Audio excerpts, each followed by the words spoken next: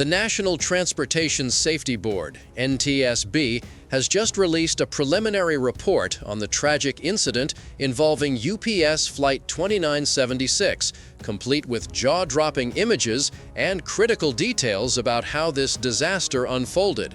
In a new video released on November 24, 2025, aviation expert Hoover breaks down the key takeaways from this report while also shedding light on what the NTSB has left unsaid about this heartbreaking tragedy. With a somber tone, Hoover welcomes viewers to his channel, Pilot Debrief, promising an in-depth look at the events surrounding the crash.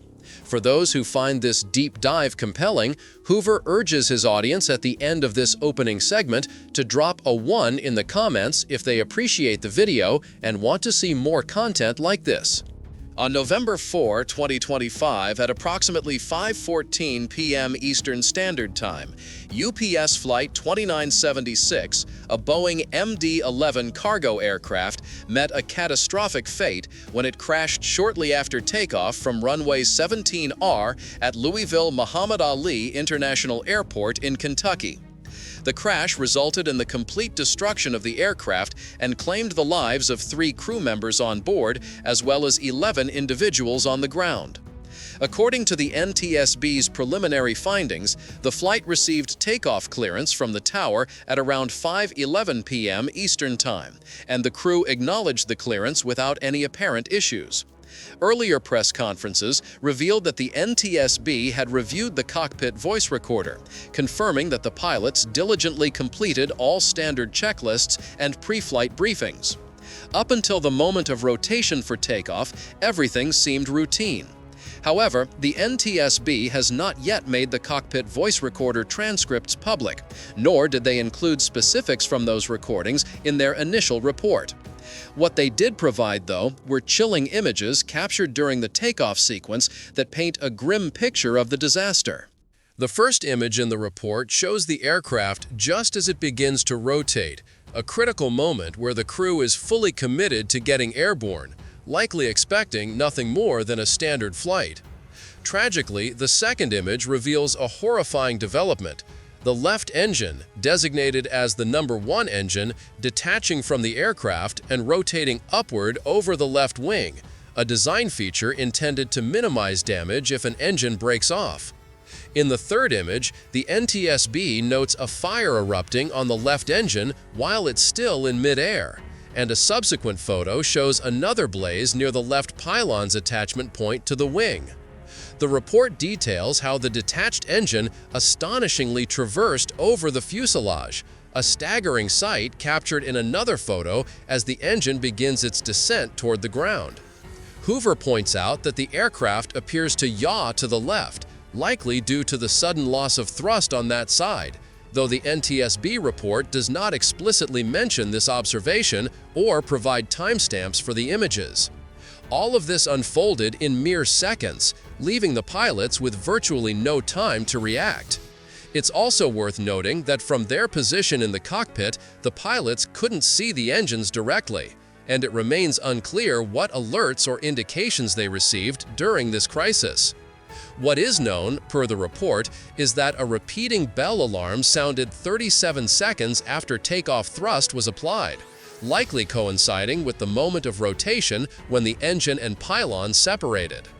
Another haunting image shows the aircraft barely skimming above the ground, with a massive fire raging on the left side near the pylon attachment point, a blaze that persisted until the plane crashed about 25 seconds later.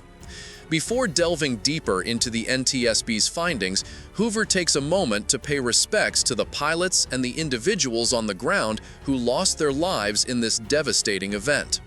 The report identifies Captain Richard Wartenberg as the pilot monitoring, with around 8,600 total flight hours, including nearly 5,000 on the MD-11.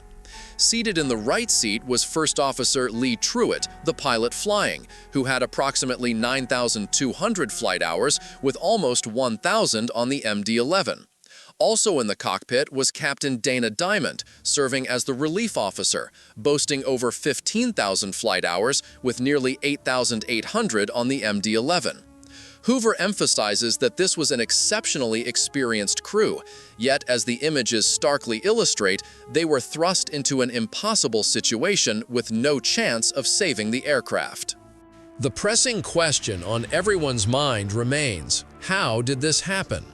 The NTSB has uncovered several key details so far. To correct a previous misstatement by Hoover in an earlier video, the MD-11 involved in this tragedy is a 3-engine wide-body aircraft, initially delivered to Thai Airways in 1991 as a passenger plane, before being converted to a freighter for UPS in 2006. The NTSB confirmed that the aircraft was fitted with GE CF6 engines, which have a documented history of uncontained engine failures. However, the evidence analyzed to date largely rules out an uncontained failure in this case, even though the preliminary report avoids stating this explicitly.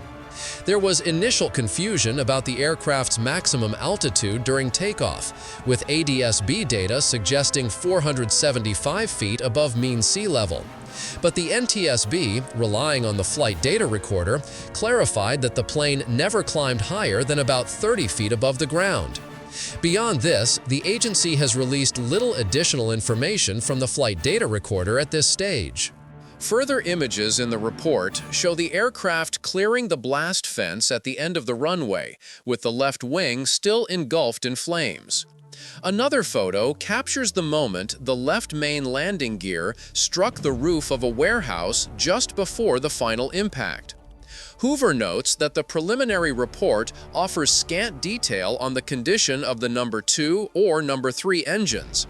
There's been speculation that debris from the detached left engine might have entered the tail-mounted number 2 engine, potentially causing a compressor stall. Hoover acknowledges this as a plausible scenario given the path of the left engine over the fuselage. If true, losing 2 engines at such a critical phase of takeoff would be an unrecoverable blow. Some have also theorized a compressor stall in the right-wing number 3 engine, though Hoover deems this less likely, since the left engine fell behind the right wing. Importantly, the NTSB report remains silent on any compressor stalls or the operational status of the other engines. What is clear from the facts is that the aircraft struggled to gain altitude, and once the left main gear hit the warehouse roof, there was no saving it. The plane continued to roll left until it crashed.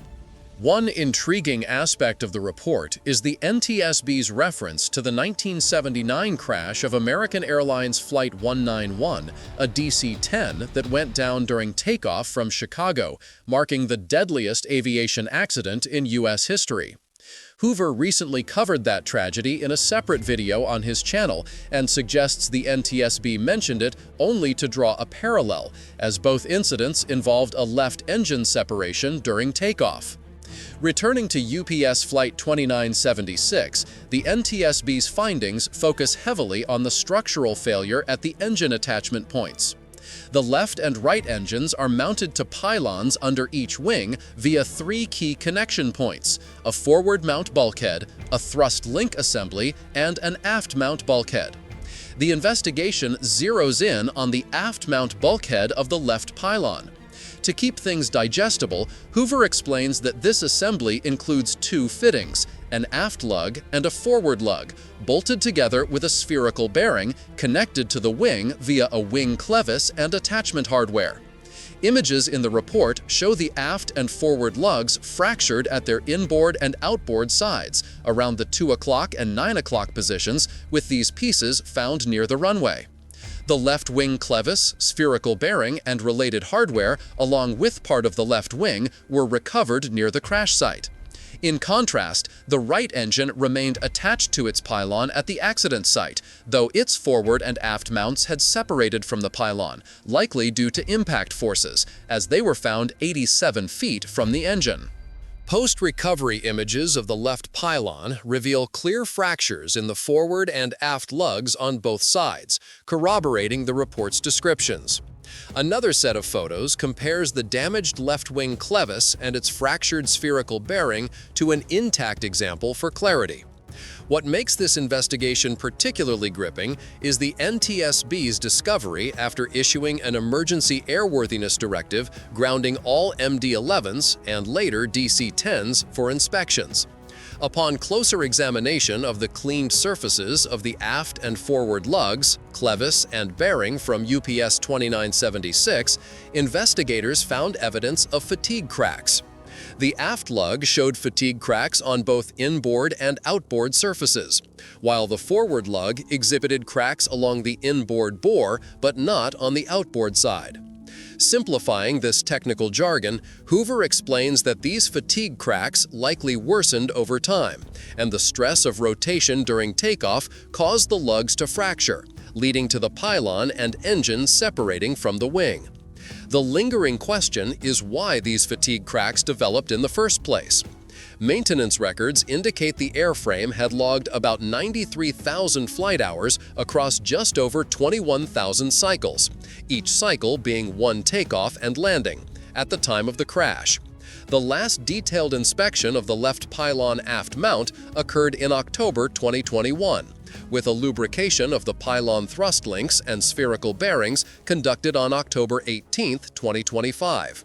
However, a special detailed inspection of the left pylon aft mount lugs wasn't due until 29,200 cycles, and the wing clevis support check was scheduled for 28,000 cycles.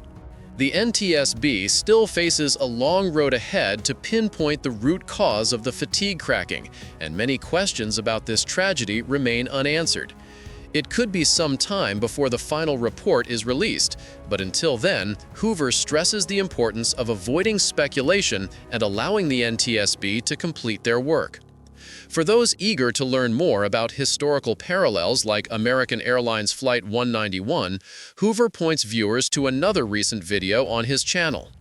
Wrapping up this debrief, he thanks his audience for tuning in and invites them to drop a 1 in the comments if they found this video insightful, promising to see them in the next breakdown.